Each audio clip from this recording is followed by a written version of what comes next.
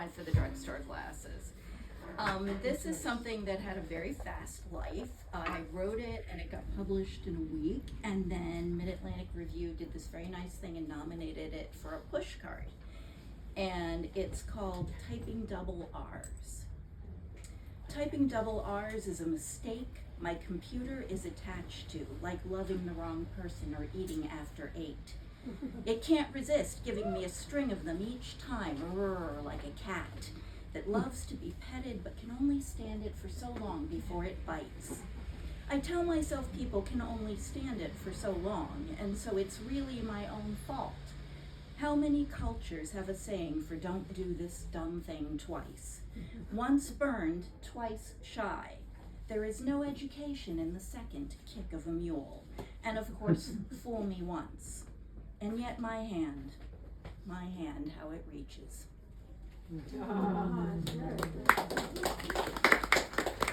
And this sucker is 4 days old. Taylor Johnson was nice enough to let me into their workshop, and the assignment for this week was to write a poem that begins with if or not.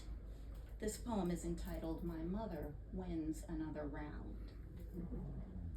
If she hadn't stopped on a dime, dropped crazy like a coat onto the floor, I could have stood it.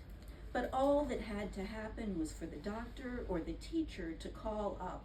Then out came the complete sentences like a plate of guest-only cookies. Oh yes, of course everything's fine at home, thank you, click.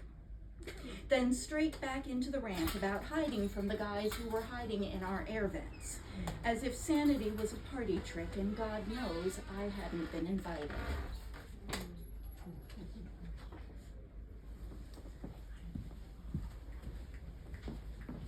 If you dumped my brother. If you dumped my brother in a tub, If you dumped my brother in a tub of sticky truth, when you pulled him out, the truth would slip right off. But he wasn't a liar. A liar knows the truth and doesn't tell it. Mike's fabulism was like concrete stairs in an apartment building.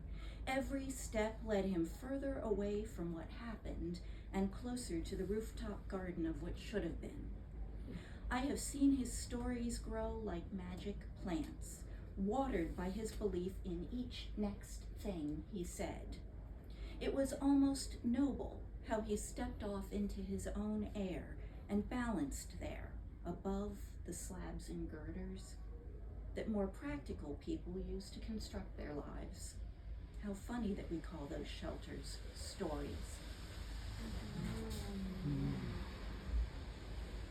What is another word for unseen?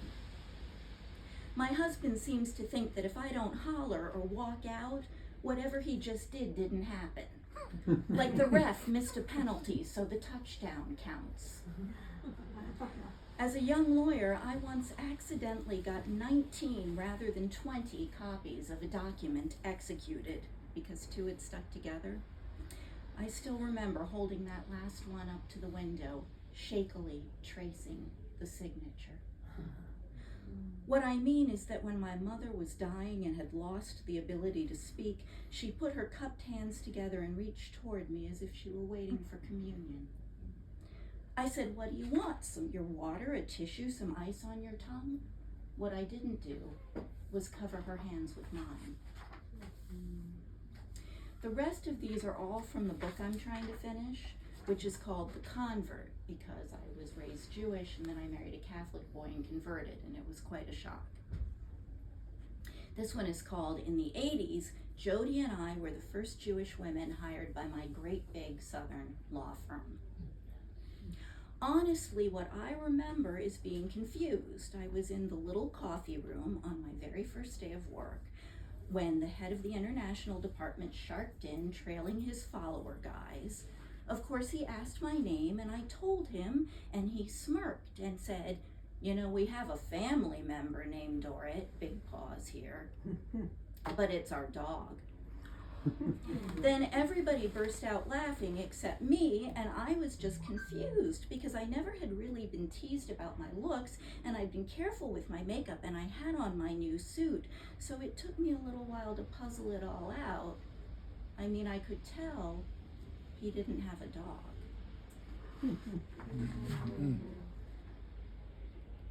Yom Kippur, or maybe it was Hanukkah.